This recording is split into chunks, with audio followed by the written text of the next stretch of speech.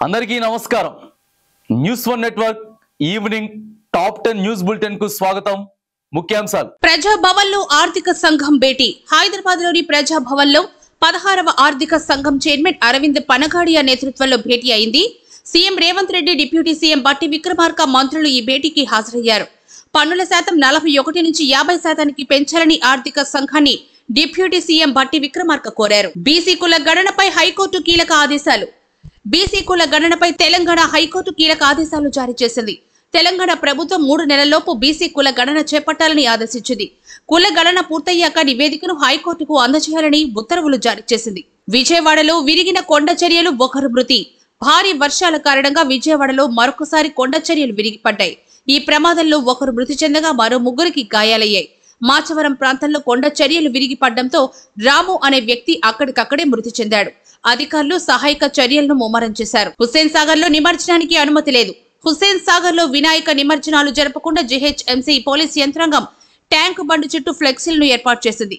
High court ఆదేశాల మేరకే తాము హుస్సేన్ సాగర్ చుట్టూ ఇనుప కంచెలను ఏర్పాటు చేశామని జీహెచ్ఎంసీ అధికారులు స్పష్టం చేస్తున్నారు. నేను ప్రతిపక్షంలోనే ఉన్నాను. ఎమ్మెల్యే గాంధీ తాను కాంగ్రెస్ పార్టీలో చేరలేదని, ప్రతిపక్షంలోనే ఉన్నానని ఎమ్మెల్యే అరికపూడి గాంధీ స్పష్టం చేశారు. పబ్లిక్ అకౌంట్స్ కమిటీ చైర్మన్ గా గాంధీ నియామకంపై టీఆర్ఎస్ ఆందోళన చేస్తున్న నేపథ్యంలో గాంధీ వ్యాఖ్యలు ప్రాధాన్యతను సంతరించుకున్నాయి.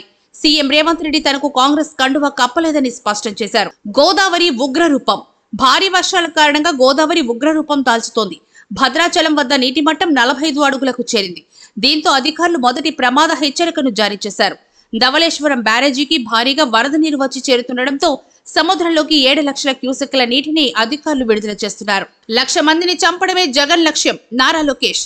ప్రకాశం బ్యారేజ్ ధ్వంసం చేసి లంక గ్రామాలను పూర్తిగా నిర్వీర్యం చేయాలన్న ఉద్దేశంతోటే ప్రకాశం బ్యారేజీలోకి ఇసుక బోటును వదిలిపెట్టారని ఏపీ ఐటీ శాఖ మంత్రి నారా లోకేష్ ఆగ్రహం వ్యక్తం చేశారు.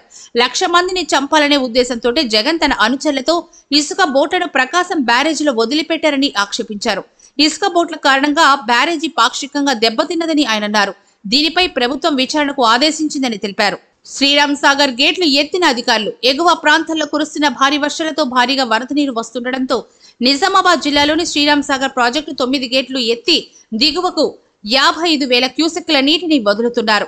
ప్రాజెక్టు పూర్తిస్థాయి నీటి మట్టం 1,091 అడుగులుగాను ప్రస్తుతం నీటి మట్టం 1,090 అడుగులకు చేరిందని అధికారులు తెలిపారు. మోడీ అంటే నాకు ద్వేషం లేదు. రాహుల్ గాంధీ.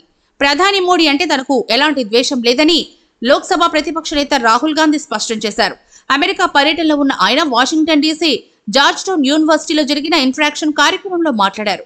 ప్రధాని నరేంద్ర మోడీ అనుసరిస్తున్న విధానాలను మాత్రమే తాను వ్యతిరేకిస్తానని, ఆయనంటే తనకు వ్యక్తిగత ద్వేషం ఏం లేదని అన్నారు. సీతారాం ఏచూరి ఆరోగ్య పరిస్థితి విషమం.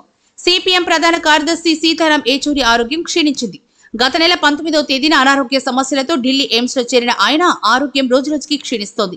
ప్రస్తుతం ఆయన ఆరోగ్యం ఆందోళనకరంగా ఉన్నట్లు సిపిఎం పార్టీ ప్రకటించింది.